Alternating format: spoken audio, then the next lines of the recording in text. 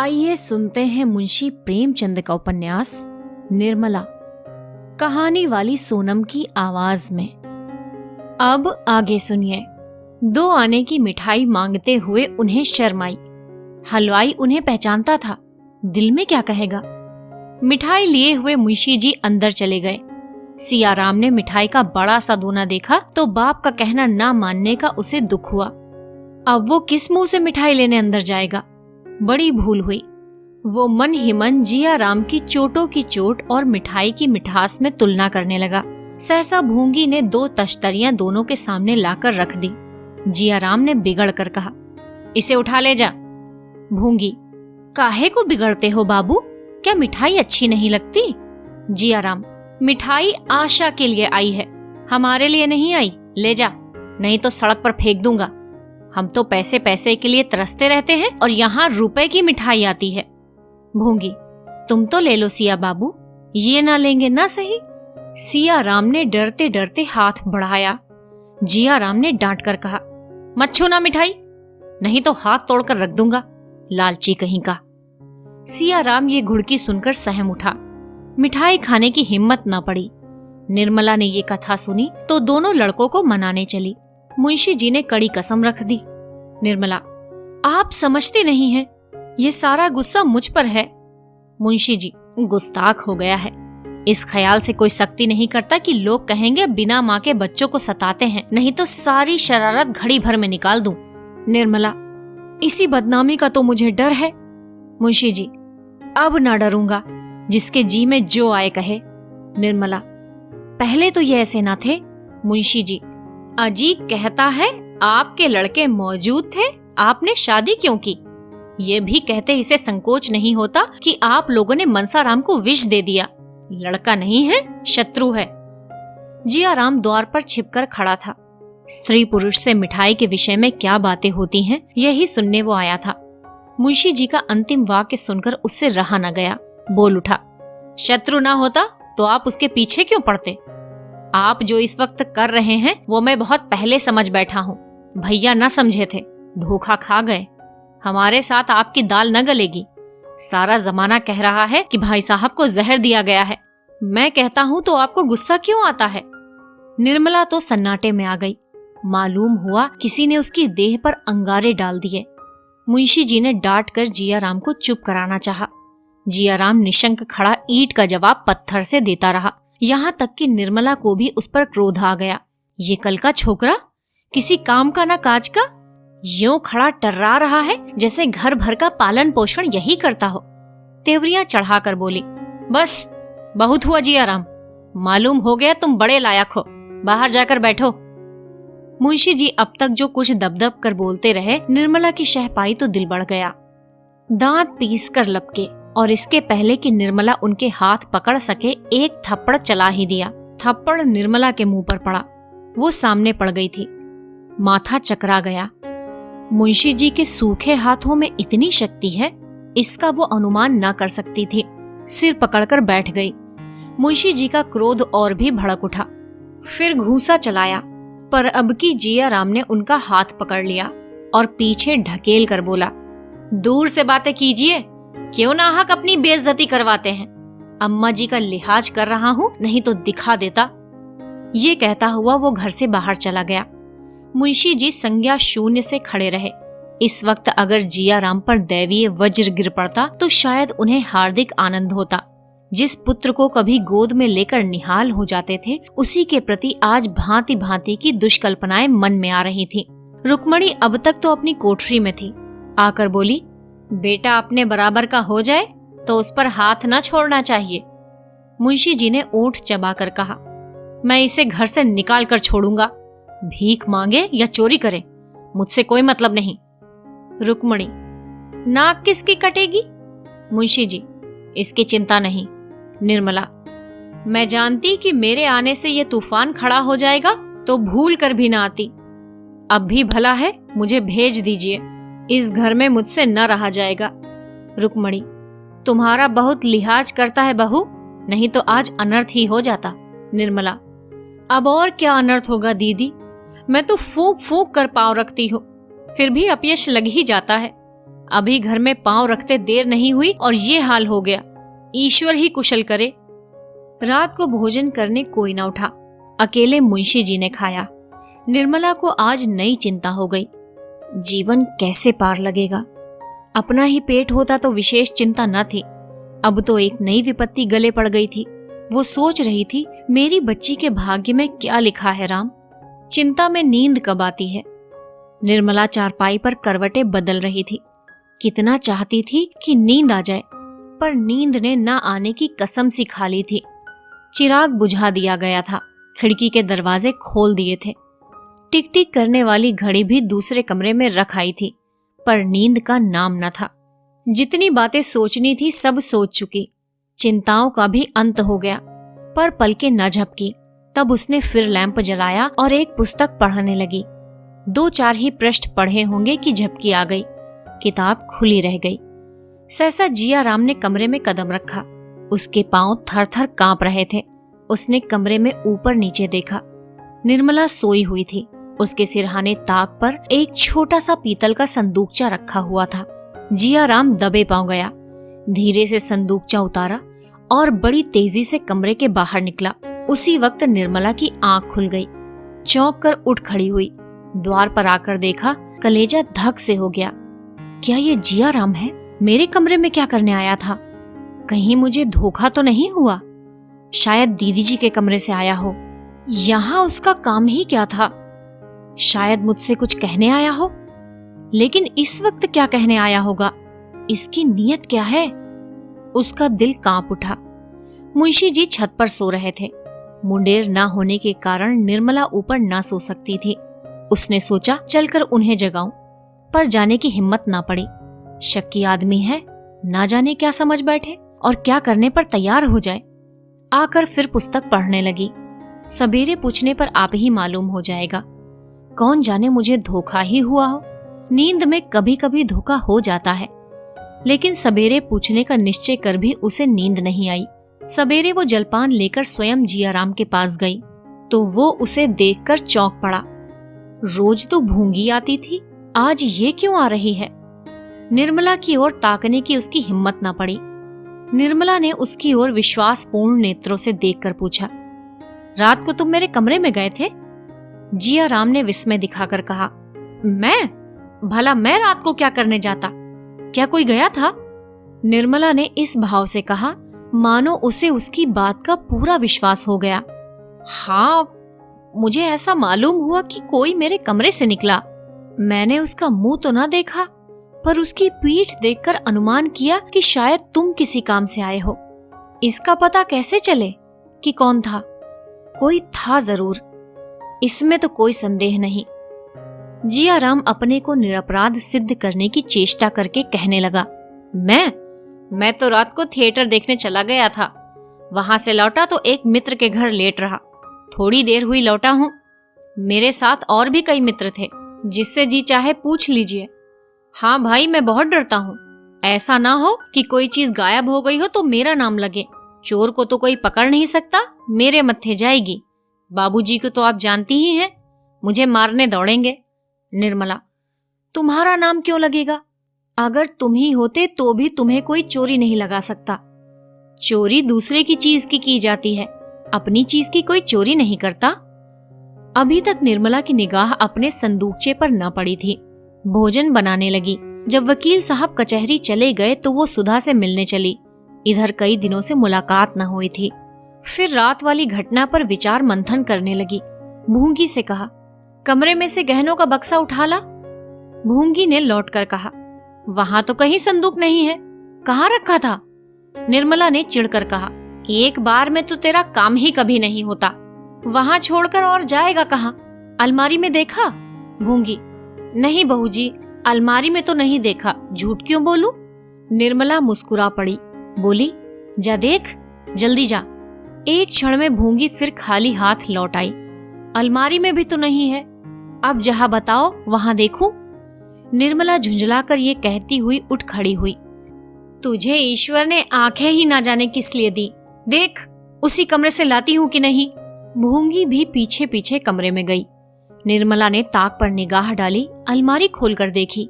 चारपाई के नीचे झांक कर देखा, फिर कपड़ों का बड़ा संदूक खोल कर देखा। बक्से का कहीं पता नहीं। आश्चर्य हुआ, आखिर बक्सा गया कहाँ?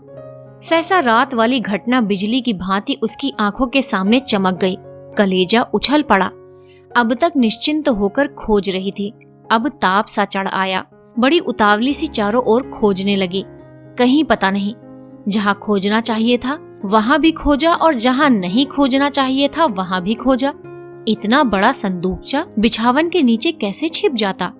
पर बिछावन भी झाड़ कर देखा। छड़ मुख की कांति मलिन होती जाती थी, प्राण नहीं में समाते जाते थे। अंत में निराश होकर उसने छाती पर एक घूंसा मारा और रोने लगी। गहने ही स्त्री की संपत्ति होते हैं, पति की और किसी संपत्ति पर उसका अधिकार नहीं होता। इन्हीं का उसे बल और गौरव होता है। निर्मला के पास 5-6 हजार के गहने थे। जब उन्हें पहनकर वो निकलती थी तो उतनी देर के लिए उल्लास से उसका हृदय खिला रहता था। एक एक गहना मानो विपत्ति और बाधा से बचाने के लिए एक एक रक्षास्त्र था। अभी रात ही उसने सोचा था जिया राम की लौंडी बनकर वो न रहेगी। ईश्वर न करे कि वो किसी के सामने हाथ फैलाए।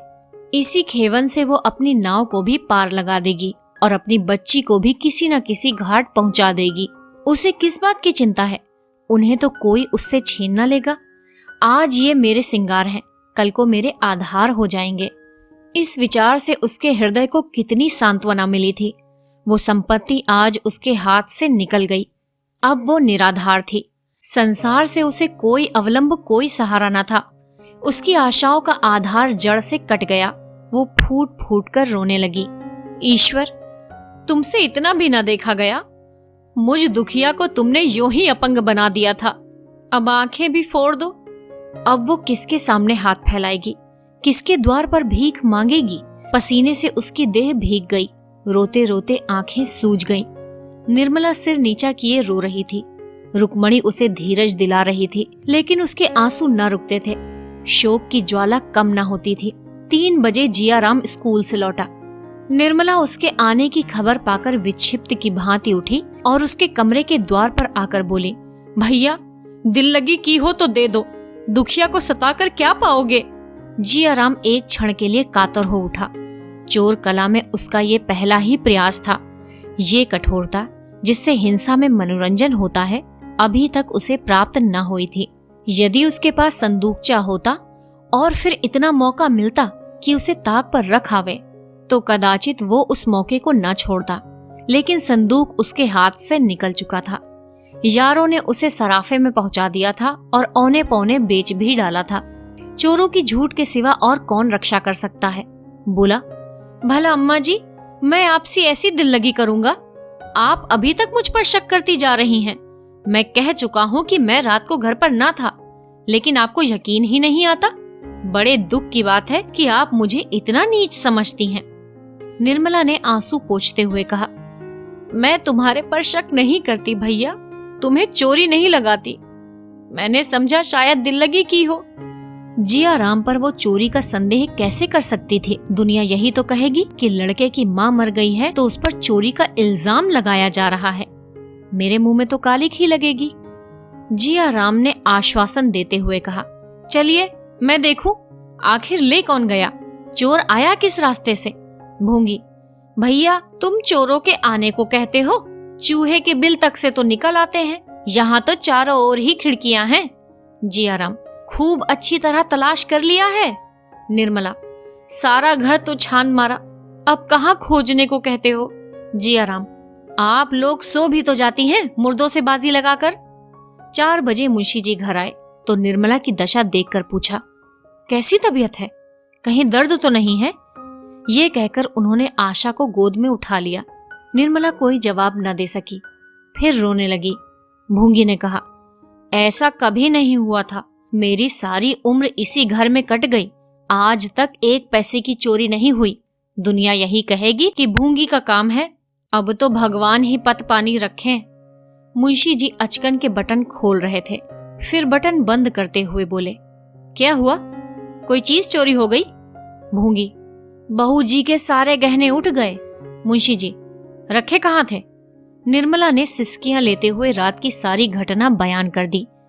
पर जियाराम की सूरत के आदमी के अपने कमरे से निकलने की बात न कही। मुंशी जी ने ठंडी सांस भरकर कहा, ईश्वर भी बड़ा अन्यायी है, जो मरे उन्हीं को मारता है। मालूम होता है अदिन आ गए हैं, मगर चोर आया तो किधर से आया? कहीं सेंध नहीं पड़ी और किसी तरफ से आने का रास्ता नहीं। मैंने तो कोई ऐसा पाप नहीं किया जिसकी मुझे ये सजा मिल रही है। बार बार कहता रहा गहने का संदूकचा ताक पर मत रखो, मगर कौन सुनता है। निर्मला, मैं क्या जानती थी कि ये गजब टूट पड़ेगा। मुंशी जी, इतना तो जानती थी कि सब दिन बराबर नहीं जाते। आज बनवाने जाऊं तो 1000 से कम ना लगेंगे। आजकल अपनी जो दशा है वो तुमसे छिपी नहीं। खर्च भर का मुश्किल से मिलता है, गहने कहाँ से बनेंगे। जाता हूँ, पुलिस में इत्तिला कराता हूँ, पर मिलने की उम्मीद न समझो। निर्मला ने आपत्ति के भाव से कहा, जब जानते हैं कि पुलिस में इत्तिला करने से कुछ न होगा तो क्यों जा रहे हैं। मुंशी जी, दिल नहीं मानता और क्या। इतना बड़ा नुकसान उठाकर चुपचाप तो नहीं बैठा जाता। निर्मला, मिलने वाले होते तो जाते ही क्यों? तकदीर में न थे तो कैसे रहते। मुंशी जी, तकदीर में होंगे तो मिल जाएंगे, नहीं तो गए तो हैं ही। मुंशी जी कमरे से निकले। निर्मला ने उनका हाथ पकड़कर कहा, मैं कहती हूँ मत जाओ, कहीं ऐसा न हो कि लेने के देने पड़ जाएं। मुंशी जी ने हाथ छुड़ाकर कहा, तुम भी बच्चों की सी जिद कर रही हो। 10,000 का नुकसान ऐसा नहीं है जिसे मैं यूं ही उठा लूं। मैं रो नहीं रहा हूं, पर मेरे हृदय पर जो बीत रही है वो मैं ही जानता हूं। ये चोट मेरे कलेजे पर लगी है। मुंशी जी और कुछ न कह सके, गला फंस गया था। वो तेजी से कमरे से निकल आए और थाने जा पहुंचे। थानेदार उनका बहुत लिहाज करता था। उसे एक बार रिश्वत के मुकदमे से बरी करा चुके थे। उनके साथ ही तफ्तीश करने आ पहुंचे। नाम था अलायार खां। शाम हो गई थी। थानेदार ने मकान के अगवाड़े पिछवाड़े घूम घूम कर देखा। अंदर जाकर निर्मला के कमरे को गौर से देखा। ऊपर की मुंडेर की जांच की। मोहल्ले के 2-4 आदमियों से चुपके चुपके कुछ बातें की और तब मुंशी जी से बोले, जनाब, खुदा की कसम ये किसी बाहर के आदमी का काम नहीं है। खुदा की कसम अगर कोई बाहर का आदमी निकले तो आज ही थानेदारी करना छोड़ दूं। आपके घर में कोई मुलाजिम ऐसा तो नहीं है जिस पर आपको शुबहा हो। मुंशी जी, घर में तो आजकल सिर्फ एक मेहरी है। थानेदार, अजी वो पगली है, ये किसी बड़े शातिर का काम है। खुदा की कसम बड़े शातिर का काम है। मुंशी जी, तो घर में और कौन है? मेरे दोनों लड़के हैं, स्त्री है और बहन है, इनमें से किस पर शक करूं?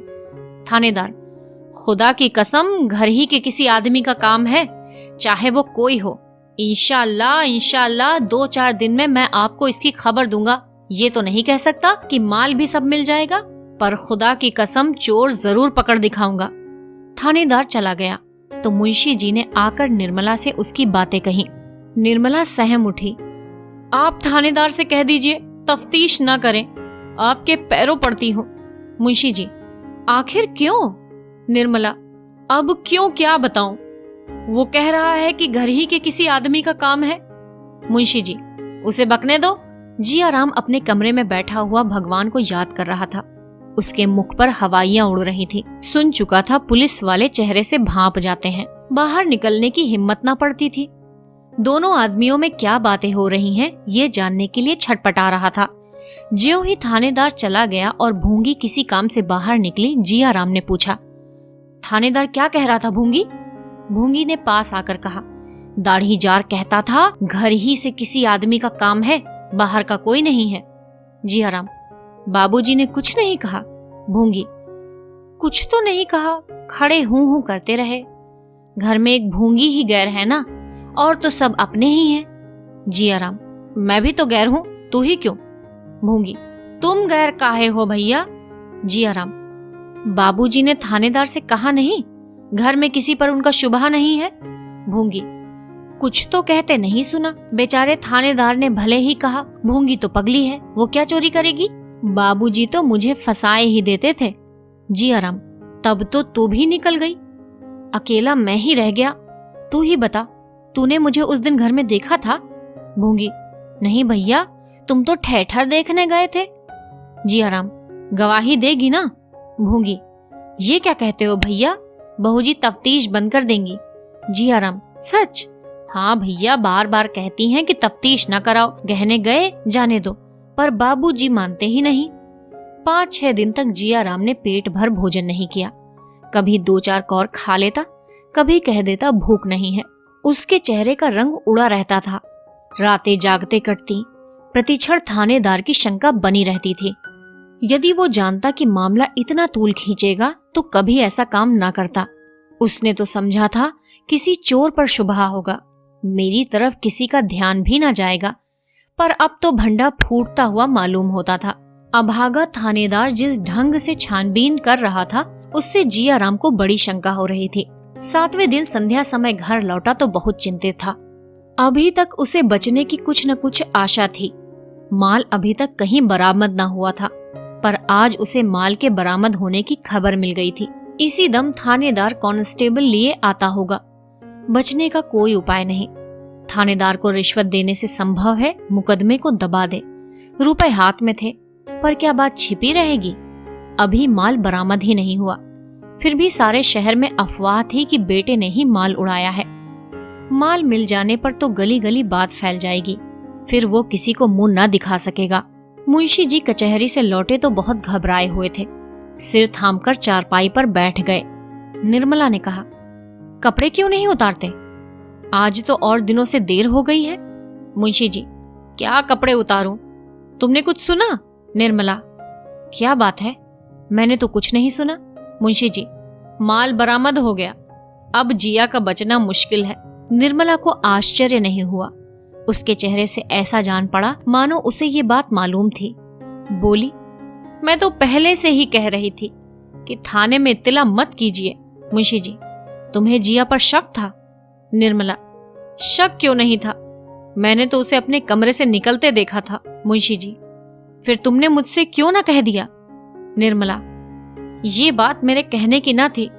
आपके दिल में जरूर ख्याल आता कि ये ईर्ष्यावश आक्षेप लगा रही है। कहिए, ये ख्याल होता या नहीं?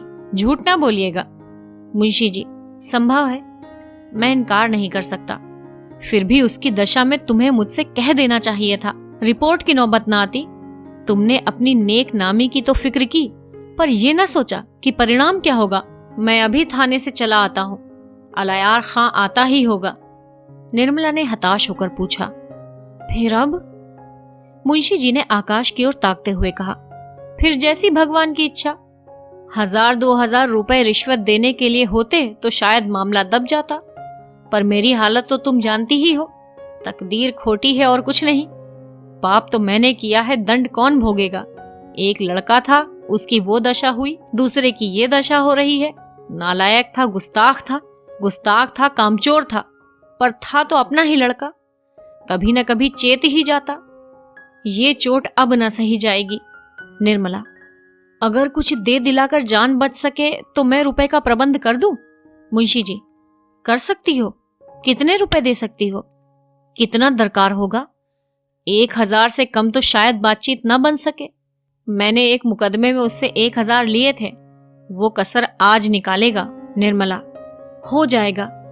जाइए, अभी थाने जाइए। मुंशी जी को थाने में बड़ी देर लगी। एकांत में बातचीत करने का बहुत देर में मौका मिला।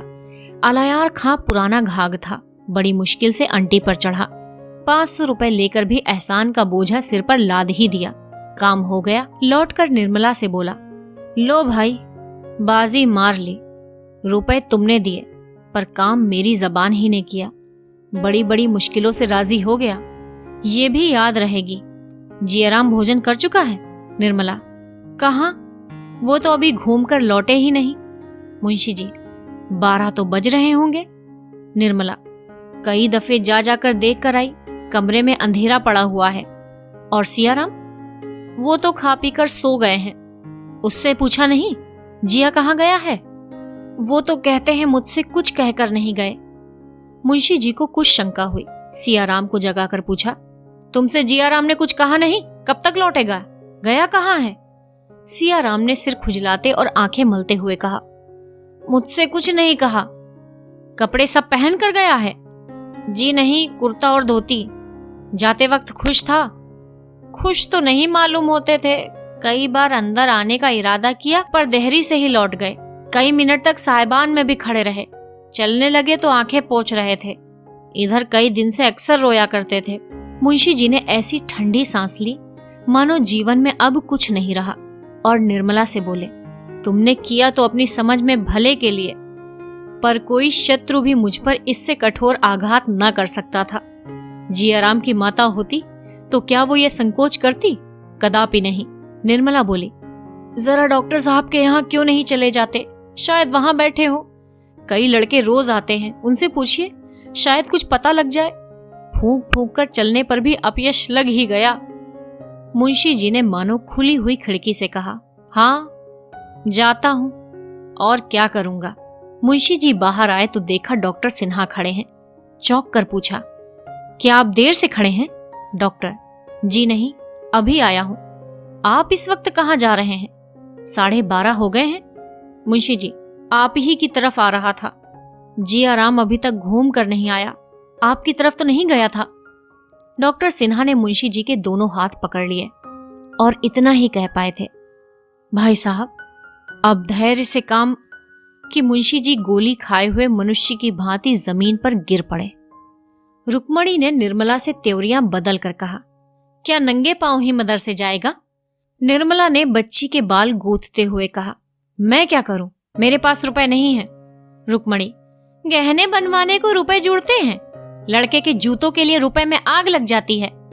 2 तो चले ही गए हैं, क्या तीसरे को भी रुला रुला कर मार डालने का इरादा है? निर्मला ने एक सांस खींचकर कहा, जिसको जीना है जिएगा, जिसको मरना है मरेगा। मैं किसी को मारने जिलाने नहीं जाती।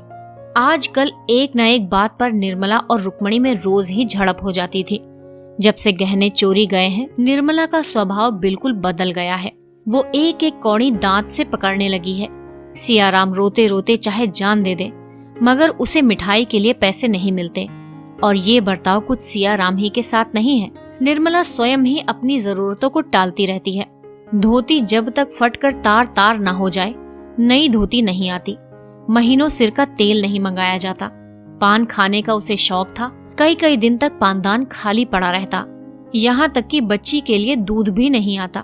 नन्हे से शिशु का भविष्य विराट रूप धारण करके उसके विचार क्षेत्र पर मंडराता रहता। मुंशी जी ने अपने को संपूर्णतया निर्मला के हाथों में सौंप दिया है। उसके किसी काम में दखल नहीं देते। न जाने क्यों उससे कुछ दबे रहते हैं। अब वो बिना नागा कचहरी जाते हैं। इतनी मेहनत उन्होंने जवानी में भी न की थी। आंखें खराब हो गई हैं। डॉक्टर सिन्हा ने रात को लिखने पढ़ने की मनाही कर दी है। पाचन शक्ति पहले ही दुर्बल थी, अब और भी खराब हो गई है। दमे की शिकायत भी पैदा हो चली है, पर बेचारे सवेरे से आधी आधी रात तक काम करते हैं। काम करने को जी चाहे या ना चाहे, तबीयत अच्छी हो या ना हो, काम करना ही पड़ता है। निर्मला को उन पर जरा भी दया न आती। वहीं भविष्य की भीषण चिंता उसके आंतरिक सद्भावों का सर्वनाश कर रही थी। किसी भिक्षु की आवाज सुनकर झल्ला पड़ती है। वो एक भी कौड़ी खर्च नहीं करना चाहती। एक दिन निर्मला ने सियाराम को घी लाने के लिए बाजार भेजा। भूंगी पर उसका विश्वास न था। उससे अब कोई सौदा न मंगाती थी। सियाराम में काट कपट की आदत न थी। औने पौने करना न जानता था। प्रायः बाजार का सारा काम उसी को करना पड़ता। निर्मला एक एक चीज को तौलती। जरा भी कोई चीज तौल में कम हुई तो उसे लौटा देती।